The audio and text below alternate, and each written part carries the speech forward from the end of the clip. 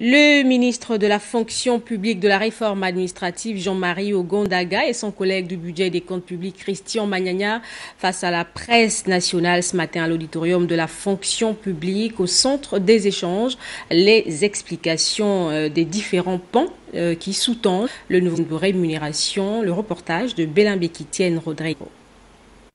Expliquer de long en large le nouveau système de rémunération des emplois publics, ses avantages, son attractivité et sa soutenabilité financière à long terme étaient au centre de la conférence de presse animée conjointement par le ministre de la fonction publique et de la réforme administrative Jean-Marie Ogondaga et celui du budget et des comptes publics Christian Magnagna. Les enjeux, les incidences sur le quotidien, un argumentaire à toute épreuve présenté aux hommes et femmes des médias. Il s'agit de dire que les 100% pour certains cas évidemment d'augmentation apportée au niveau des revenus sur pension,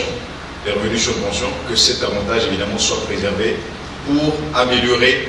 et c'est le sens de l'instruction sur l'État, améliorer le bien-être des Gabonais. Ces avantages qui ont été apportés, ils permettent quoi aux Gabonais? Parce que ce niveau de rémunération, évidemment cette augmentation,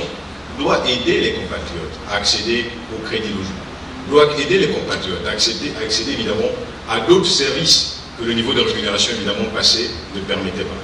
La méthodologie de pas sûr, donc progressive, optée par l'équipe de pilotage du projet, prévoit des améliorations futures, l'objectif final étant d'harmoniser le statut de la fonction publique. C'est pour cette raison que je peux vous garantir que si nous avons mis en place ce qu'on appelle les systèmes de modification sectorielle, c'est justement parce que nous voulons voir, en fonction des suggestions particulières auxquelles sont soumis certains agents, comment faire en sorte que ces suggestions particulières soient traduites en actes et, in fine, soient traduites financièrement. Dans tous les cas,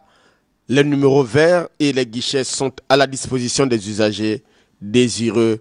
d'en savoir un peu plus.